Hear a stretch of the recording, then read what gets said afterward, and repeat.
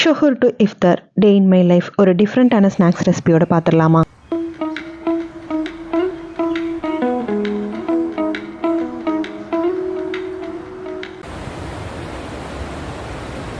All அஸ்லாம் வலைக்கும், welcome back to Madurai பொண்ணு channel. Hope you all are good. Easy cooking and சூப்பரான snacks எல்லா பெண்களும் எல்லா ஆண்களும் ரொம்பவே ஈஸியாக செய்யலாம். ரமலான் டேஸில் மட்டும் இல்லை, நார்மல் டேஸ்லையும் நீங்கள் ட்ரை பண்ணலாம். குட்டியாக ஒரு டே இன் மை லைஃப்லேருந்து இந்த விலாக் ஸ்டார்ட் ஆக போகுது. ஸோ யாராவது ஃபிஷ் டேங்க் வச்சுருந்தீங்கன்னா ஒரு 5 minutes ஏர்லி மார்னிங் எந்திரிக்கும் போது இந்த மாதிரி பக்கத்தில் உட்காந்து பாருங்களேன், ரொம்பவே மனசு ரிலாக்ஸாக இருக்கும்.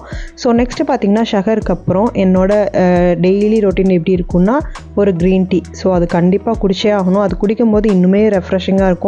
அந்த டே ஃபுல்லாக ரொம்ப சூப்பராக போகும். கண்டிப்பாக ஒன்ஸ் ட்ரை பண்ணி தான் பாருங்களேன்.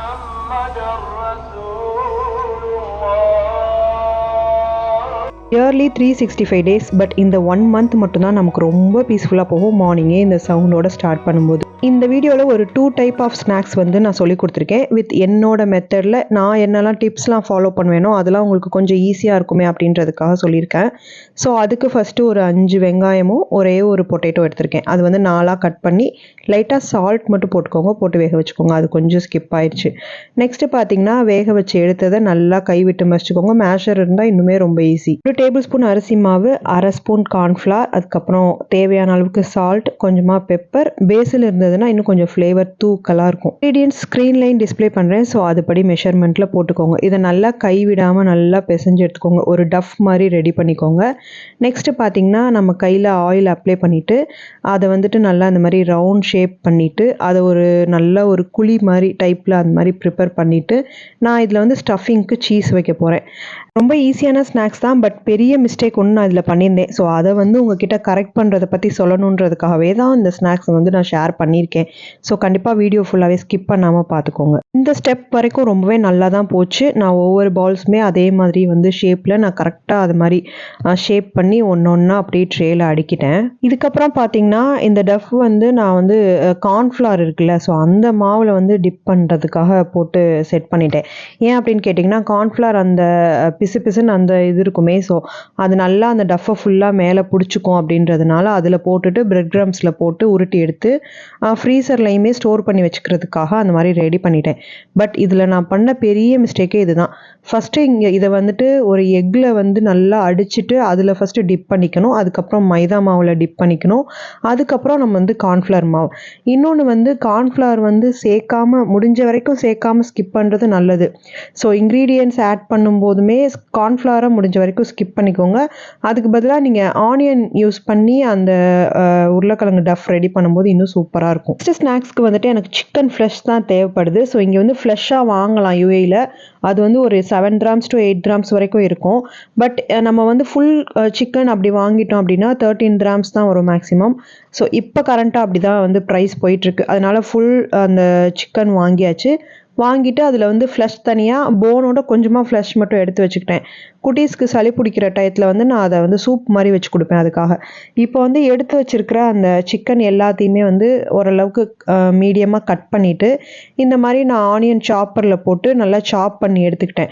எனக்கு குட்டி குட்டியாக அந்த கிறிஸ்பினஸோடு அந்த சிக்கன் வரணும், அந்த க்ரன்ச்சி தெரியணும், ரொம்ப குட்டியாக தெரியணும், ரொம்ப சிக்கனாக தெரிய வேணாம் அப்படின்றதுக்காக நான் அது பண்ணேன். ஒரு டிப்புங்க, ரொம்ப நாளாக வந்து இந்த ஆனியன் உரிக்கும் போது கண் எரியுது இல்லையா, அதை வந்து அவாய்ட் பண்ணுறதுக்கு ஏதாவது பண்ணலாமான்னு தேடிட்டு இருந்தபோது நம்ம வந்து கட் பண்ணுற கத்தியில் வந்து இந்த மாதிரி ஆயில் தடவிட்டு நம்ம அதை உரிச்சு எடுக்கும்போது நமக்கு அந்த அளவுக்கு ஐ சென்சிட்டிவ் ஆகாது. ஸோ நமக்கு கண்ணும் வந்து எரிச்சல் வராது, தண்ணி வராது, அந்த மாதிரி சொல்லியிருந்தாங்க.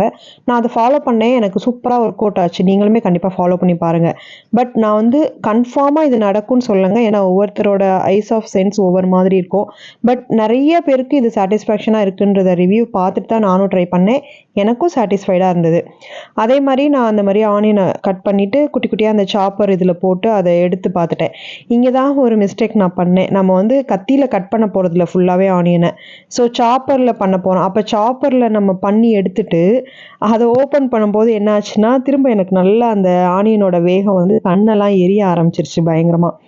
அப்போ நான் என்ன பண்ணேன், சரி இது வந்து நானாகவே ட்ரை பண்ணேன். அந்த சாப்பர் இருக்குல்ல, அந்த பிளேடில் வந்து லைட்டாக ஆயில் போட்டுட்டு அதுக்கப்புறம் வந்து நம்ம திரும்ப சாப் பண்ணுவோம் நெக்ஸ்ட்டுன்னு சொல்லிட்டு ட்ரை பண்ணேன். அதே மாதிரி ட்ரை பண்ணப்போ எனக்கு திரும்பவுமே அந்த கண் எரிச்சல் வந்து போயிடுச்சு கொஞ்ச நேரத்துலேயே. நான் வந்து ஒரு 5 மினிட்ஸ் கேப் விட்டுட்டு இதை பண்ணினேன். எனக்கு அந்த கண் எரிச்சல்லாம் போனதுக்கப்புறம் கேப் விட்டுட்டு பண்ணேன். சூப்பரான ட்ரிக் தான், நல்லாவே ஒர்க் அவுட் ஆகுது. நீங்களுமே ட்ரை பண்ணி பார்க்கலாம். நெக்ஸ்ட் பார்த்தீங்கன்னா இதுக்கு வந்து எனக்கு முட்டைக்கோஸ் தேவைப்படுது. சும்மா ஒரு 100 கிராம் அளவுக்கு தான் நான் எடுத்திருக்கேன். எடுத்து அதையுமே வந்து குட்டி குட்டியாக கட் பண்ணி அந்த சாப்பரில் போட்டு ஃபுல்லாக அதை கிரைண்ட் பண்ணி எடுத்துக்கிட்டேன். ரொம்ப போட்டு நம்ம குட்டியாக்க வேணாம், ஓரளவுக்கு லைட்டாக தெரிஞ்சால் போதும். அந்த ஆனியனுக்கு ஈக்குவலாக அந்த கோஸ் தெரிஞ்சால் போதும். அந்த மாதிரி வந்து நான் சாப் பண்ணிக்கிட்டேன். யாருக்கெல்லாம் முட்டைக்கோஸ் ஃப்ளேவர் பிடிக்காதுன்னு நினைக்கிறீங்களோ அவங்களாம் கண்டிப்பாக அதை ஸ்கிப் பண்ணிக்கலாம். இது வந்து யூஸ் பண்ணணும்னு அவசியம் இல்லை. பட் நான் செய்ய போகிற இந்த மாதிரியான ஸ்நாக்ஸ்க்கு இந்த ஃப்ளேவர் இருந்ததுன்னா கொஞ்சம் நல்லாயிருக்கும். நெக்ஸ்ட்டு பார்த்தீங்கன்னா நான் ஸ்ப்ரிங் ஆனியன் எடுத்திருக்கேன். ஸோ அது அந்த டாப்பில் இருக்கிற அந்த ஸ்ப்ரிங் ஆனியன்ஸ் மட்டும் கொஞ்சமாக எடுத்து நான் குட்டி குட்டியாக சாப் பண்ணி அதையுமே ரெடி பண்ணி வச்சுக்கிட்டேன். ஸ்நாக்கு வந்து நம்ம வந்து ரெகுலர் ஃப்ளேவரில் உள்ள ஸ்டஃபிங் வேணாம் அப்படின்றதுக்காக தான் வந்து நான் கோஸ் ஆனியன் அதுக்கப்புறம் அந்த ஸ்ப்ரிங் ஆனியனும் எடுத்திருக்கேன். ஸோ இதே மாதிரி மெத்தடில் நீங்கள் ஃபாலோ பண்ணி பார்த்தீங்கன்னா உங்களுக்கு கண்டிப்பாக பிடிக்கும். அந்த ஃப்ளேவர் வந்து ரொம்ப திகட்டாமல் ரொம்ப மைல்டாக இருக்கும். நெக்ஸ்ட் பார்த்தீங்கன்னா ஒரு பேனில் ஆலிவ் ஆயில் வந்து சேர்த்துக்கிறேன். பட் இதுக்கு வந்து ஆலிவ் அண்ட் ஆல்மண்ட் ஆயில் மட்டும்தான் வந்து அந்த ஃப்ளேவர் வந்து கொடுக்கும். ஸோ அது ரெண்டும் இருந்ததுன்னா ரொம்ப பெட்டராக இருக்கும். அதர்வைஸ் நீங்கள் நார்மலாக சேர்க்குற குக்கிங் ஆயில் கூட ஆட் பண்ணிக்கலாம். அதில் வந்து நம்ம அந்த மாதிரி சாப் பண்ணி வச்சுருக்கோம்ல அந்த சிக்கன்லாம் ஒன்றா போட்டு நல்லா இது மாதிரி மிக்ஸ் பண்ணி எடுத்துக்கலாம். இது வந்து ரொம்ப ஓவர் குக் பண்ண தேவையில்லை. பிகாஸ் நம்ம ஸ்டஃபிங்கில் வைக்கிறதுனால அந்த ஆயிலில் டீப் ஃப்ரை ஆகும்போது கண்டிப்பாக அது நல்லா குக் ஆகிடும். ஸோ இது எந்த மாதிரி எடுத்துக்கிறீங்க அப்படின்னா நல்லா ஒரு ஜூஸி ஃப்ளேவரில் வரப்போ எடுத்துக்கலாம். இப்போ வந்து தேவையான அளவுக்கு சால்ட் நான் வந்து ஒரு ஸ்பூன் அல்லது ஒரு 1.5 ஸ்பூன் அளவுக்கு போட்டிருக்கேன். அண்ட் பெப்பர் வந்து எவ்வளோ வேணாலும் நீங்கள் போட்டுக்கலாம். கொஞ்சம் பெப்பர் நான் தூக்கலாகவே தான் போட்டிருக்கேன். ஸோ குட்டீஸுமே பெப்பர் ஃப்ளேவர் சாப்பிடுவாங்க. அதுக்காக இந்த மாதிரி நான் சொன்ன மாதிரி இந்த மாதிரி தண்ணியோட அந்த சிக்கனை வந்து எடுத்து வச்சுக்கோங்க. அப்போ தான் அந்த ஸ்டஃபிங்கில் கொஞ்சம் ஜூஸியான அந்த ஃப்ளேவர் கிடைக்கும். இப்போ வந்துட்டு நம்ம எடுத்துருக்க சிக்கனுக்கு அந்த கோஸ் அதுக்கப்புறம் ஸ்ப்ரிங் ஆனியன் அதுக்கப்புறம் ஆனியன் எல்லாம் சேர்த்துக்கலாம். ஆனியன் வந்து ஒரு பெரிய சைஸ் ஆனியனாக இருந்தால் 1, இல்லைன்னா மீடியம் சைஸாக இருந்ததுன்னா 2. அதில் வந்து கொஞ்சமாக ஆல்மண்ட் ஆயில் இதுலேயுமே ஆட் பண்ணிவிட்டு கொஞ்சமாக சால்ட், பிகாஸ் நம்ம வந்து சிக்கனில் மட்டும்தானே ஆட் பண்ணியிருப்போம். ஆனியன் ஸ்ப்ரிங் ஆனியன் கோஸ்லாம் ஆட் பண்ணியிருக்கோம். அதுலேயும் அதே ஃப்ளேவர் வரணுன்றதுனால சேம் சால்ட் அண்ட் பெப்பர்லாம் போட்டு நல்லா இது மாதிரி மிக்ஸ் பண்ணி எடுத்துக்கோங்க. இதுவுமே ஃப்ரீஸ் பண்ணி வச்சுக்கிறது மாதிரியான ஸ்நாக்ஸ் தான். ஸோ அந்த மாதிரி ஃப்ரீஸ் பண்ணி வச்சுக்க போகிறீங்கன்னா கையை அவாய்ட் பண்ணிவிட்டு ஏதாவது க்ளவுஸ் மாதிரி யூஸ் பண்ணிக்கோங்க. அண்ட் ஆல்சோ இந்த வினிகர் வந்து கண்டிப்பாக ஆட் பண்ணிக்கோங்க. வினிகர் வந்து இதுக்கு மஸ்ட் நீடு. அந்த லைட்டாக அந்த புளிப்பு அந்த ஸ்மெல் வேணும் அப்படின்றதுக்காக தான் வந்து வினிகர் ஆட் பண்ணியிருக்கேன். லெமன் ஆட் பண்ணலாமான்னு கேட்காதீங்க, கண்டிப்பாக ஸ்கிப் பண்ணிங்க. லெமன் ஆட் பண்ணவே கூடாது, அது ஃப்ளேவரே மாற்றிடும். நெக்ஸ்ட் பார்த்தீங்கன்னா நான் இந்த மாதிரி சமோசா ஷீட் அப்புறம் வந்துட்டு ரோல் ஷீட் ரெண்டுமே வந்து இங்கே நெஸ்டோவில் தான் வாங்கியிருந்தேன். இந்த ஸ்விஸ்ஸில் வந்து சமோசா ஷீட் ரொம்பவே சூப்பராக இருக்கும். ஸோ இந்த மாதிரி சூப்பராக தனித்தனியாக அழகாக எடுக்க வரும். அதுவும் இல்லாமல் இந்த ஷீட்ஸ் நல்ல கிறிஸ்பியாக ரொம்ப தின்னான அந்த ஷீட்டாக இருக்கும். ஸோ அது எனக்கு ரொம்ப பிடிக்கும். அதனால் அந்த இது பிராண்ட் எடுத்திருந்தேன். ரோலுக்கு பார்த்தீங்கன்னா இந்த பிராண்டு தான், சன்புல்லான்ற பிராண்ட் தான் ரோலுக்கு எடுத்திருந்தேன். ஸோ நீங்கள் வந்து உங்களுக்கு என்ன கிடைக்குதோ அந்த மாதிரி ஆப்ஷனல் தான், அது மாதிரி எடுத்துக்கலாம். ஸோ எனக்கு இது வந்து பெட்டராக இருந்தது. யூஏயில் இருக்கிறவங்க யாராவது பார்த்துட்டு இருந்தீங்கன்னா ஹெல்ப்பாக இருக்குமே அப்படின்றதுக்காக தான் நான் சொல்லியிருக்கேன். இப்போ வந்துட்டு நம்ம அஸ் யூஷுவல் நம்ம வந்து எப்படி ரோல் ஷீட் பேக் பண்ணுவோமோ அதே மாதிரி எடுத்துக்கலாம். ஸோ நான் இந்த மாதிரி ஒரு டைப்பில் தாங்க பேக் பண்ணுவேன். பிகாஸ் நல்லா அந்த ரோல் ஷீட் வந்து இப்போ நான் செய்ய போகிறேன்ல அதுக்கு வந்து இந்த இது லீக்கே ஆகக்கூடாது. அங்கங்கே சைடில் ஏதாவது கேப் விழுந்து இந்த மாதிரி லீக் ஆக ஆரம்பிச்சிருச்சுன்னு வச்சுக்கோங்களேன், அப்படியே ஃபுல்லாக உள்ள எண்ணெயில் வந்து பட்டு தெறிக்க ஆரம்பிச்சிடும் அது எல்லாமே. அதனால் ரொம்ப கேர்ஃபுல்லாக பேக் பண்ணணுன்றதுக்காக தான் இந்த மாதிரி ஒரு சேஃப் அண்ட் செக்யூராக வந்து நான் பேக் பண்ணியிருக்கேன். 2 சைடு அப்புறம் வந்து பாட்டம் சைட்லலாம் ஃபுல்லாக நான் மைதா மாவு அப்ளை பண்ணிவிட்டு அதுக்கப்புறம் மேலே உள்ள அந்த ஷீட்டை எடுத்து அந்த ஸ்டஃபிங் நடுவில் வச்சதுக்கு மேலே க்ளோஸ் பண்ணிவிட்டு அதுக்கப்புறம் சைடில் உள்ள 2ஐயும் போட்டு க்ளோஸ் பண்ணிவிட்டு ஃபுல்லாகவே அந்த மாவை அப்ளை பண்ணி ரோல் பண்ணியிருப்பேன். இந்த மாதிரி பேக் பண்ணும்போது ரொம்பவே சேஃபாக இருக்கும். நிறையா பேர் ஈஸியாக பண்ணுறேன்றதுனால டக்கு டக்குன்னு எடுத்து சுற்றி ஸ்டஃப் பண்ணிடுறாங்க. பட் அந்த மாதிரிலாம் இந்த ஸ்டஃபிங்க்கு பண்ணாதீங்க. கொஞ்சம் லீக் ஆச்சுனாலும் ஆயில் ஃபுல்லாக வந்து வீணாக போயிடும். நம்ம ஸ்டஃபிங் ஃபுல்லாக வெளியே வந்துடும். அப்படியே வந்துட்டு நான் நார்மல் ஸ்டஃபிங்கும் பண்ணியிருக்கேன், அதோட சீஸ் மேலே வச்சு சீஸோட வித் அந்த ஸ்டஃபிங்கும் சேர்த்து தான் பண்ணியிருக்கேன். ஸோ 2 டைப் பண்ணியிருக்கேன். கொஞ்சம் ஃப்ளேவரபுளாக இருக்கும், டேஸ்ட்டாகவும் இருக்கும். குட்டீஸ் வந்து ரொம்ப ஆசைப்பட்டு சாப்பிடுவாங்க.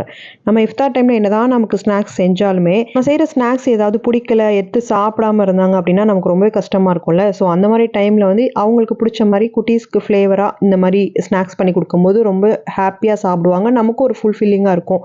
அண்ட் சீஸ் பிரியர்ஸ் யாராவது இருந்தீங்கன்னா இதை மஸ்ட் ட்ரை பண்ணி பாருங்கள், உங்களுக்கு கண்டிப்பாக பிடிக்கும். பேக்கிங் வந்து வீடியோவில் பார்க்கும்போது தான் ரொம்ப கஷ்டமோ அந்த மாதிரி தெரியுது. ஆனால் ரொம்பவே ஈஸியான ஒரு பேக்கிங் தான். ஸோ நான் வந்து ரொம்ப ஸ்லோவாக உங்களுக்கு காமிச்சிருக்கேன், அவ்வளோதான். இது மாதிரி நான் ஒரு 4 ரோல்ஸ் கிட்ட வந்து ஃபஸ்ட்டு பண்ணிக்கிட்டேன். ஃபஸ்ட்டு ஒரு பேக்கிங் இந்த மாதிரி பண்ணிக்கிட்டேன். நெக்ஸ்ட்டு பார்த்தீங்கன்னா நான் சமோசா ஷீட் வச்சு பண்ணேன். அது எப்படி பண்ணேன் அப்படின்னு பார்த்தீங்கன்னா, இந்த மாதிரி 2 ஷீட் மேலேயும் கீழேயும் இப்படி ப்ளஸ் சிம்பிளில் வச்சுக்கிட்டேன். ஸோ 4 பக்கமுமே வந்து அந்த மைதாவோட அந்த இது பேஸ்ட்டு தடவிக்கிட்டு சென்டரில் வந்து அந்த ஸ்டஃபிங் வச்சுக்கிட்டு நம்ம வந்து அடியில் உள்ள ஷீட் எடுத்து ஃபஸ்ட்டு ஒரு சைடு கவர் பண்ணணும். அதுக்கப்புறம் அதே மாதிரி இந்த சைடு மேலே உள்ள ஷீட் எடுத்து ஃபஸ்ட்டு கவர் பண்ணணும். ஸோ ரிமைனிங்கும் ஃபாலோ த சேம் தான். ஸோ அடியில் உள்ளது அதுக்கப்புறம் மேலே உள்ளது அந்த மாதிரி வந்து நம்ம பேஸ்ட் பண்ணி விட்டுட்டு மைதா மாவு வச்சு மேலே அந்த மாதிரி லைன்ஸ் போட்டுக்கிட்டேன். பார்க்க வந்து ரொம்ப அந்த பாக்ஸாக குட்டியாக நல்லா கிறிஸ்பியாக சூப்பராக தெரியும். ஸோ அது ஃப்ரை பண்ணி பார்க்கும்போது ரொம்ப சூப்பராக இருக்கும். அதுக்காக அந்த டிசைனுக்காக. நெக்ஸ்ட்டு பார்த்தீங்கன்னா நான் ஒரு சூப்பரான ட்ரிங்க் ஒன்று ரெடி பண்ணியிருந்தேன். ஸோ இஃப்தார் டைமில் இந்த மாதிரி நம்ம குடிச்சு பார்க்கும்போது ரொம்ப சூப்பராக இருக்கும். நார்மல் நன்னாரி சர்பத் தான் நம்ம எப்போவுமே மிக்ஸ் பண்ணுற அந்த மெத்தடில் தான் மிக்ஸ் பண்ணியிருக்கோம். பட் இதில் வந்து நான் தேன் சேர்த்துருக்கேங்க. நம்ம வந்து சுகர் சிரப்போ இல்லை சுகரோ ஆட் பண்ணாமல் இந்த மாதிரி தேன் சேர்த்துட்டு சப்ஜா சீட்ஸ் அதுக்கப்புறம் இந்த மாதிரி லெமன் சேர்த்து இதெல்லாம் போட்டு குடிக்கும்போது ரொம்பவே சூப்பராக இருக்கும். உடம்புக்கு ரொம்ப நல்லது. அண்ட் ஏர்லி மார்னிங் எந்திரிச்சு இந்த லேடிஸ் சரி இல்லை வேலைக்கு போகிற பாய்ஸும் சரி எந்திரிச்சு போகிறீங்கல்ல, அவங்கெல்லாம் வந்து இந்த ட்ரிங்க்கை ஏர்லி மார்னிங் வந்து நம்ம வெறும் வயிற்றில் குடிக்கும்போது அவ்வளோ ரொம்ப சூப்பரான பெனிஃபிட்ஸ் நிறையா இருக்குது. அண்ட் வெயிட் லாஸ் பண்ணணும்னு நினைக்கிறவங்க இதை மஸ்ட்டு ட்ரை பண்ணுங்கள். ஸோ ஃப்ளேவருக்காக நான் கொஞ்சமாக வந்து புதினா இலை மேலே போட்டு வச்சுருந்தேன். இந்த ட்ரிங்க் ஒரு 10 மினிட்ஸ் வச்சு தான் குடித்தேன். ஸோ அந்த புதினாவோட ஃப்ளேவரும் அதில் இறங்கியிருக்கும். நல்ல ஸ்மெல்லோட சூப்பராக இருக்கும் இஃப்தார் டைமில். ஆல்மோஸ்ட் நம்ம வந்து இஃப்தார் டைம் ரீச் பண்ணியாச்சு. ஸோ இன்றைக்கி வந்துட்டு நான் சேமியா பாயசம் தான் ரெடி பண்ணியிருந்தேன். ரமலான் மாதம் 30 நாளுமே நம்ம நோம்பு கஞ்சி வந்து தகட்டாமல் குடிப்போம் தான். பட் நான் வந்து இங்கே வீட்டிலேயே செஞ்சுட்டே இருக்கிறதுனால கொஞ்சம் ஆல்டர்னேட்டிவாக இருக்கட்டுமே அப்படின்றதுனால சேமியா கஞ்சியை ப்ரிப்பேர் பண்ணியிருந்தேன். அல்ஹம்துலில்லாஹ் இப்படி தான் எங்களோட இஃப்தார் டே வந்து அன்றைக்கி கம்ப்ளீட் ஆனிச்சு. ஸோ இது மாதிரி சூப்பரான ரெசிபிஸ்லாம் பேக் டு பேக் நம்ம சேனலில் வந்துட்டே இருக்கும். வீடியோ பிடிச்சிருந்துச்சுன்னா மறக்காமல் லைக் பண்ணிடுங்க. அண்ட் கமெண்ட்லேயும் டவுட்ஸ் இருந்ததுனாலும் கேளுங்க. அண்ட் ஏதாவது விருப்பமாக சொல்லணும்னு நினச்சிங்கனாலும் கண்டிப்பாக கமெண்ட்டில் சொல்லுங்கள். கொஞ்சம் என்கரேஜிங்காக இருக்கும். வீடியோ யூஸ்ஃபுல்னு நினச்சிங்கன்னா மறக்காமல் சேனலை ஃபாலோ பண்ணிக்கோங்க. இது மாதிரி வீடியோஸ் நிறையாவே போஸ்ட் பண்ணியிருக்கேன். விலாக்ஸுமே போஸ்ட் பண்ணியிருக்கேன். யூஸ்ஃபுல்லாக இருக்கும். தேங்க்ஸ் ஃபார் வாட்சிங்.